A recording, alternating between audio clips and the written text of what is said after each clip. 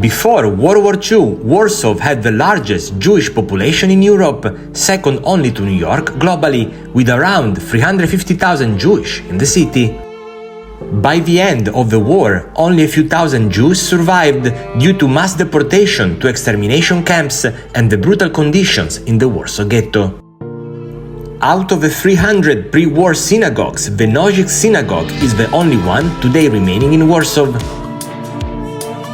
It stands as a symbol of the city's Jewish heritage, serving as both a place of worship and a reminder of the once thriving Jewish community that flourished here.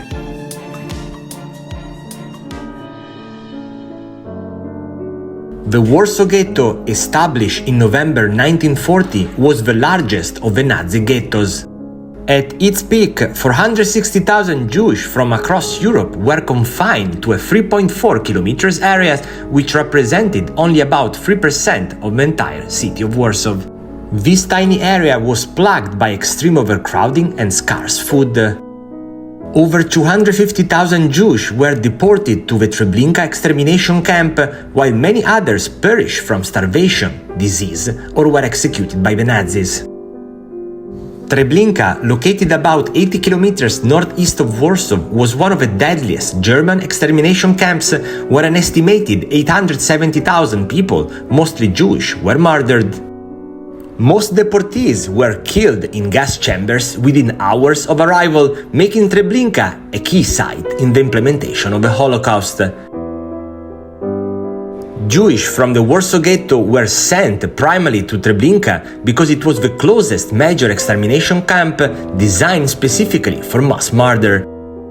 Today, as with the Warsaw Ghetto, almost nothing remains of the original camp. The Nazi Germany dismantled the site in 1943 and tried to erase all evidence of the atrocities committed there by destroying buildings and planting trees to conceal its existence.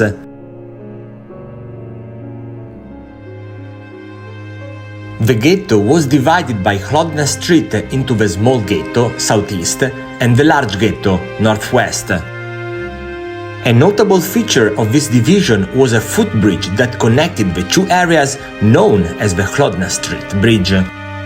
While the bridge itself no longer exists, today it is commemorated by a pair of metal poles connected by optical fibers. After sunset, the poles project the shape of the footbridge over the road through light.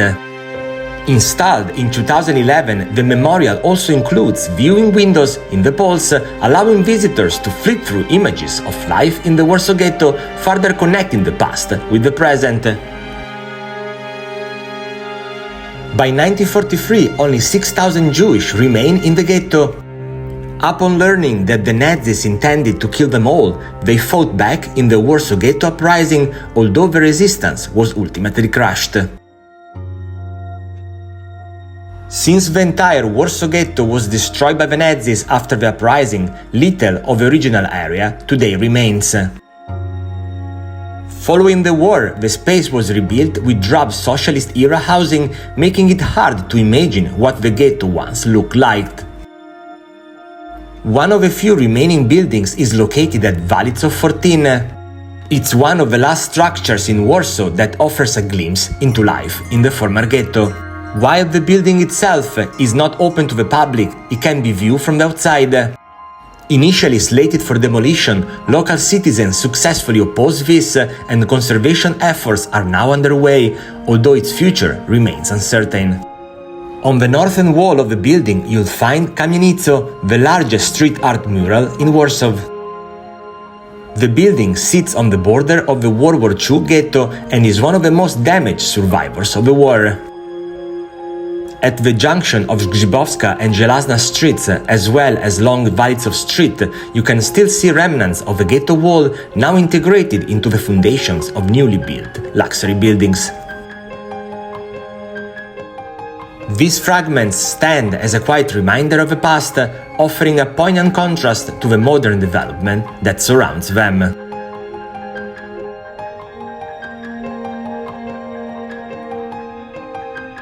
Other remnants of the wall can be seen between Siena Street and Zlota Street, as well as in Prozna Street, where pieces of original structure still stand amidst the city's evolving landscape. If you want a closer look at these sites, guided tours offer valuable context on the Warsaw Ghetto's history. You can book a tour through the link in the video description. The most prominent monument to the Ghetto Uprising is located at Platz Bohaterów, Getta. Inaugurated in 1948, this striking sculpture stands 36 feet tall with a wall-like structure and bronze figures of Jewish resistance fighters. It serves as a solemn tribute to the bravery and defiance of those who fought for survival within the ghetto, reminding visitors of the courage shown in the face of overwhelming adversity. Right opposite the main monument stands the striking new POLIN Museum of the history of Polish Jewish. This expansive museum offers a comprehensive and immersive experience, shedding light on the rich history of Jewish life in Poland. The museum's permanent exhibition spans over 1,000 years of history, beginning with the early settlement of Jewish in Poland, highlighting the cultural and religious development of Jewish communities.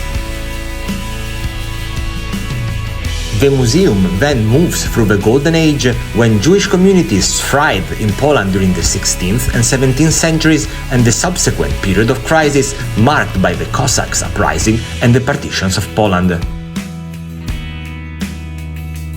The exhibition then covers the age of emancipation, documenting the rise of modern Jewish identities and movements like Zionism, followed by the vibrant Jewish life before World War II, showcasing both cultural achievements and the rise of anti-Semitism.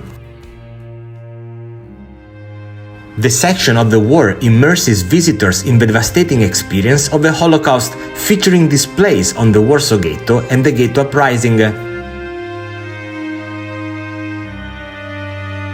In the following section, post-war Jewish life under communist rule and the revival of Jewish culture in contemporary Poland are also explored.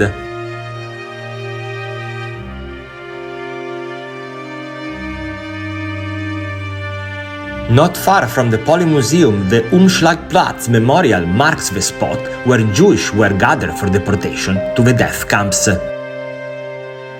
This area, once a transit hub for human cargo destined for Treblinka concentration camp, is now home to a modern monument resembling a cattle car, symbolizing the dehumanization of the Jewish people.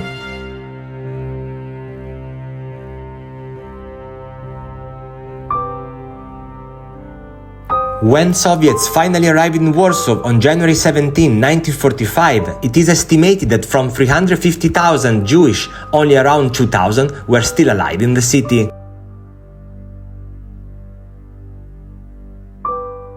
Many of these survivors had been hidden by Polish families or had managed to survive in the ghettos or concentration camps.